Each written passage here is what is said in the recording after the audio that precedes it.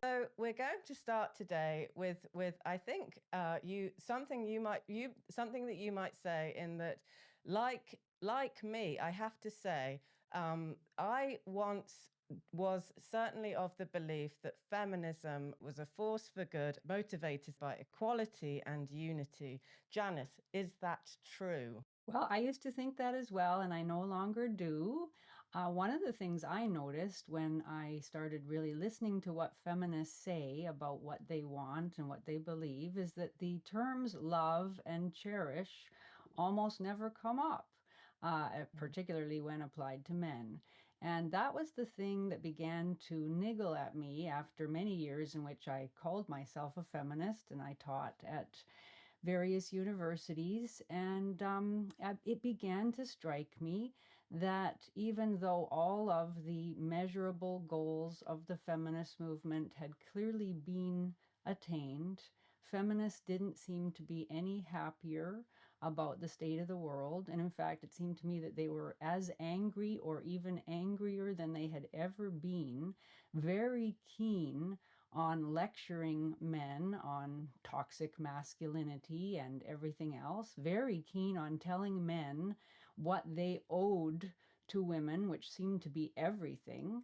And many men were quite willing to try to give to women what they were demanding, but not at all keen in talking about what women owed to men, and certainly not interested in talking about what men had given to women over the centuries, why gender roles had developed as they did in times when the survival of the human race was much more challenging than it is today.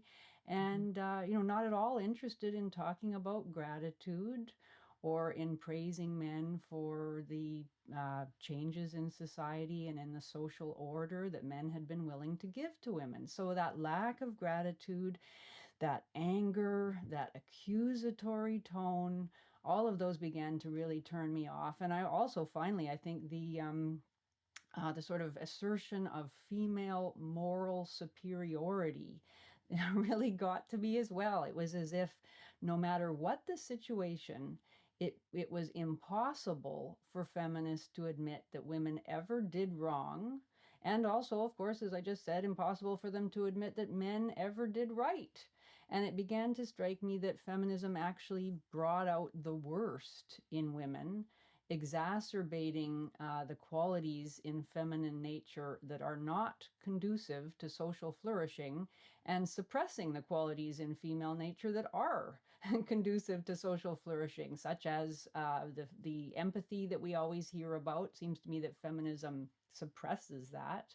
It Mhm. makes women focus on grievance. It brings out the entitlement mentality that some women have. It, I think, exacerbates envy and discontent and anger. It leeches away loving kindness and softness and nurturing.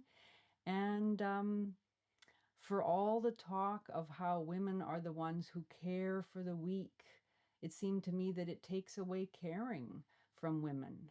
And so I really began to question whether feminism was really what feminists said it was, whether it was really a movement for equality, because I couldn't see very much equality. I couldn't see any mutuality, any reciprocal commitment, any equal caring for men and boys.